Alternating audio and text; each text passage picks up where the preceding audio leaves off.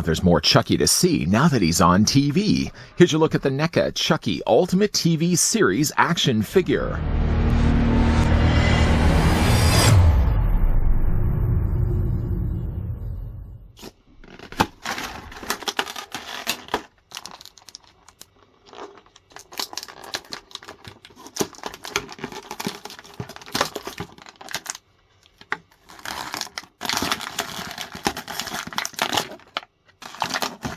Chucky is back when a vintage Chucky doll turns up in a suburban yard sale. An idyllic American town is thrown into chaos as a series of horrifying murders begins to expose the town's hypocrisies and secrets.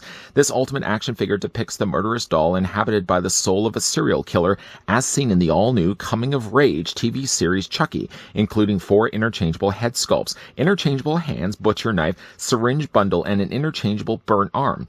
The figure stands 4 inches tall with over 15 points of articulation. From Charles the Ray to Cathode Ray, before, of course, we get a closer look at the new TV series Chucky Ultimate figure. I also just realized by saying Cathode Ray, that joke would have only made sense if I told it about 40 years ago. TVs aren't made of cathode rays anymore. Anyways, though, before we get a closer look at the brand new Chucky, I wanted to get, of course, the tape measure, which has been out this whole time. Chucky stands about 3.5 inches in height, or the figure is going to be about 9 centimeters tall. Does anybody still own a cathode ray tube TV? Does anybody still own the original Ultimate Chuckies that we've gotten from NECA before? Here's what the figure looks like with the original Ultimate Child's Play Chucky. Here's also what the figure as well looks like with the Bride of Chucky. And even though they are using completely different heads from one to the other, you can see that they're all sharing about the same type of body. A lot of fun stuff comes included with the new Chucky. First, the figure comes included with a bunch of syringes. These syringes are all attached with one another. I think reference more to that episode scene in the series. I'm now 3rd episode, possibly even the 4th episode into season 3. Who else has been watching the new Chucky series, and what are your thoughts of it down below? I will say, though, I haven't been loving it as much as the movies. It seems to be the case that they're throwing anything and everything against the wall, and whether it sticks or not. They used to be still using it in the series. Child's Play now, I'm not going to go tell you what's happening right now in the series. If you haven't had the chance, definitely do check out the Chucky series. But if you have been watching the series, let me know what you think of it down below. Back, though, to the accessories, the figure comes included with a bound of syringes. You can see that they're all kind of taped together, and you can take them and you can fit them into his hand. Not really, though, the hand that he has right now, but he has a couple of swappable hands to work with. The figure as well comes included with a butcher knife. I would love if this figure could have come included with a dishwasher. For anybody that's seen that part of the series. Ever since that one episode, I've always made sure, honestly made sure that the cutlery and everything was facing the right way inside of the baskets. How many people out there have somebody that stacks a dishwasher terribly? I have somebody in my household that doesn't know apparently how to stack, just matching shapes alone. Plates are plates, bowls are bowls. Anyways, the figure does come included with a butcher knife.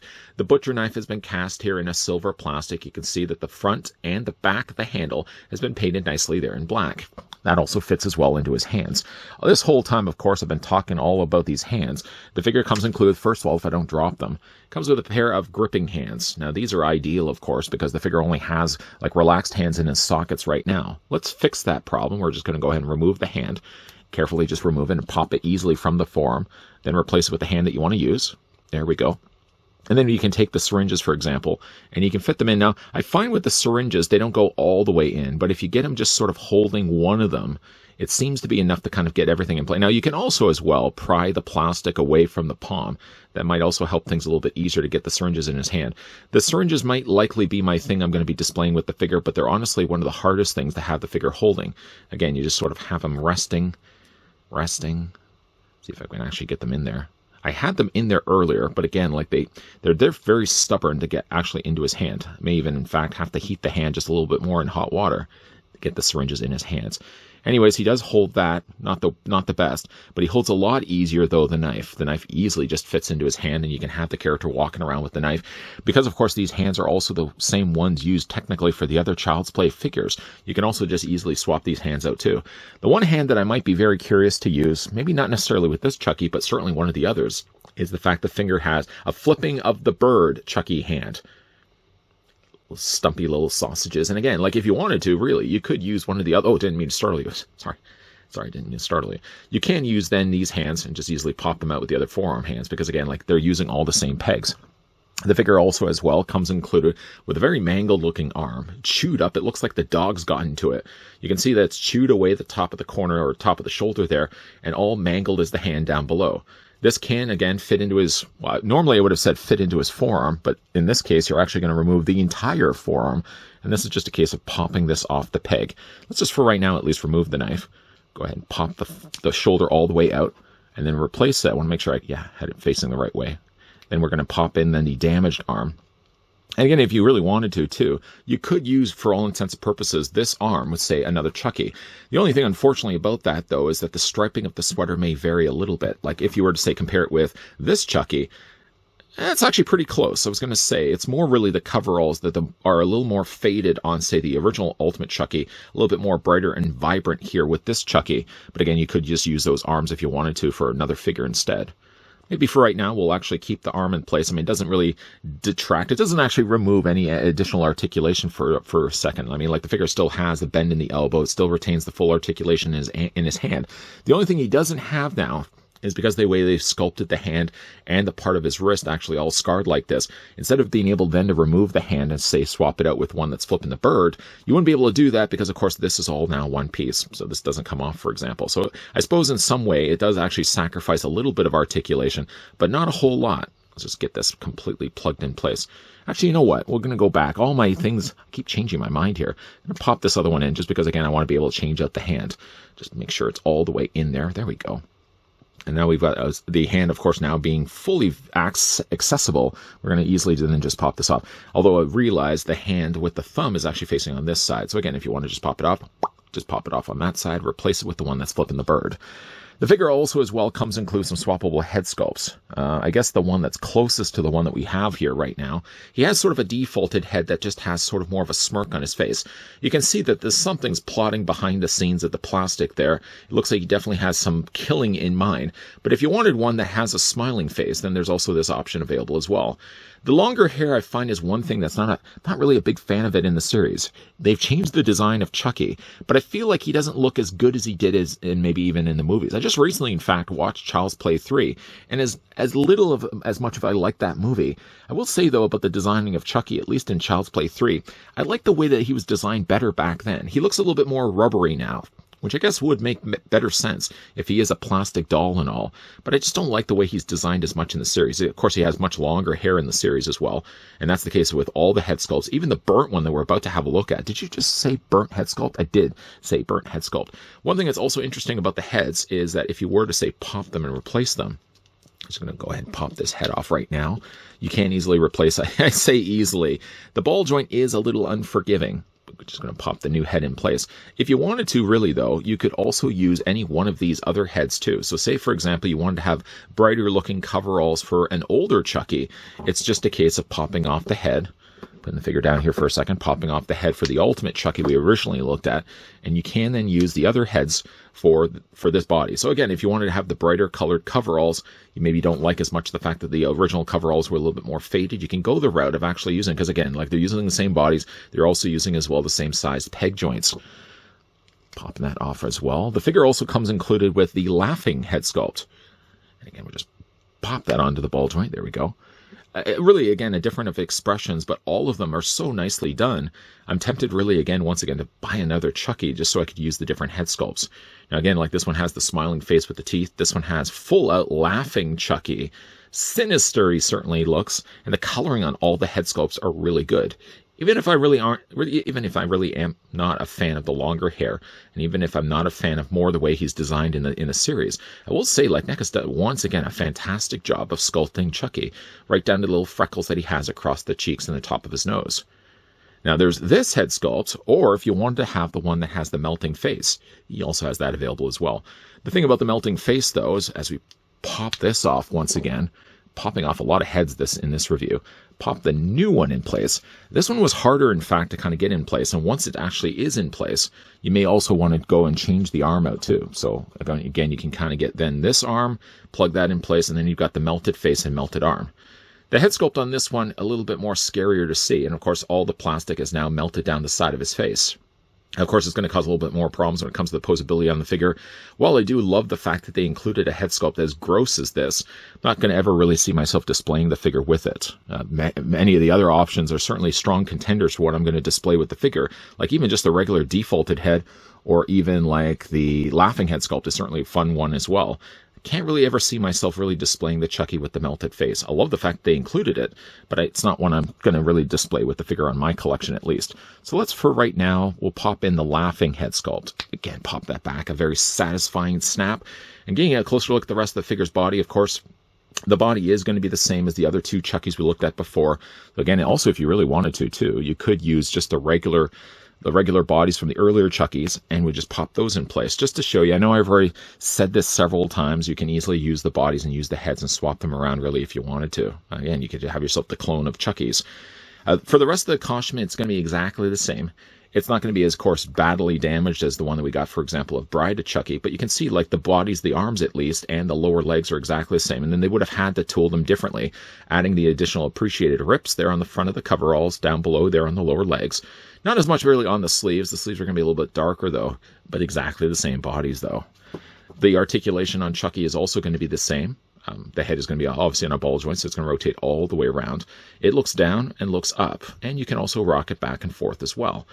Now, the upper torso is an interesting thing in the sense that there's actually a ball joint working behind the scenes. You can actually move it back and forth, and you can see there's an actual body underneath the coveralls that has its own independent ball joint. Ooh, ooh, ooh. You can also take as well those arms and you rotate them all the way around. They hinge easily out at 90 degrees. You can bend the elbow at 90 as well.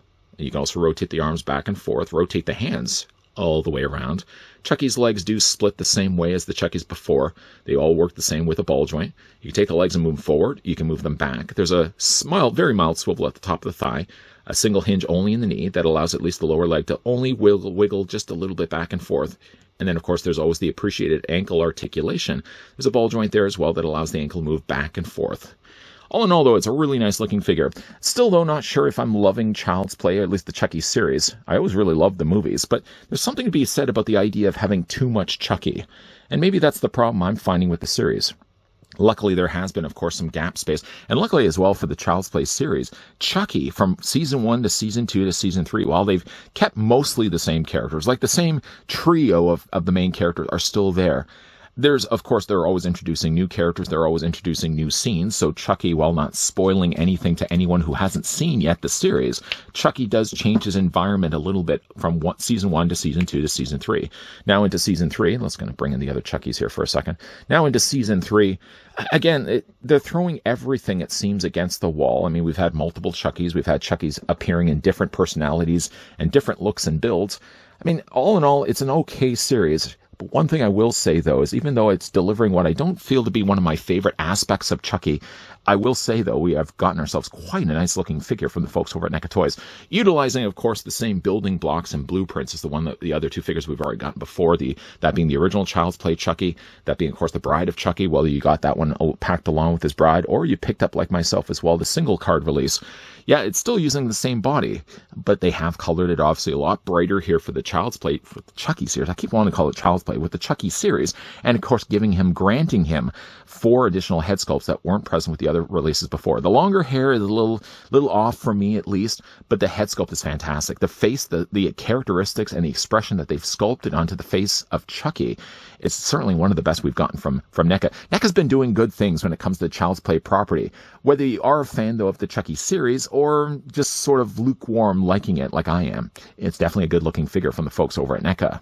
I think we're all familiar with the phrase too much of a good thing, but I think that also applies a bit towards the Chucky series. The problem with Chucky is that he works better with a standalone film where you get the chance to take a break away from the character before a new Child's Play movie comes out.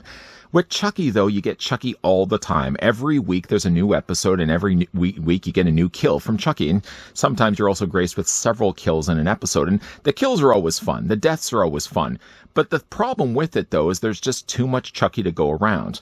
By season 2, I found myself getting a little exhausted by the idea that, oh, we're introducing even more Chuckies, sort of something that they started back then with the trend of Cult of Chucky. And I always really felt the problem with Cult of Chucky is the direction that they went with, where you could get multiple Chuckies by simply just casting a voodoo curse amongst many different good guys, and Chucky could just spread his essence around that way.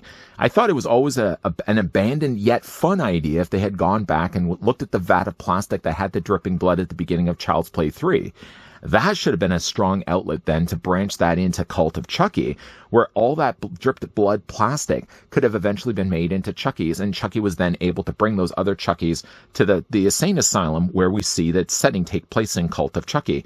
Taking that idea and carrying that into the Chucky series, instead of actually just having the same Chucky all the time, and of course they bring in other good guys in there as well, what if they had branched the series into the idea that every new season or every several episodes, there was a new good guy from that vat of plastic?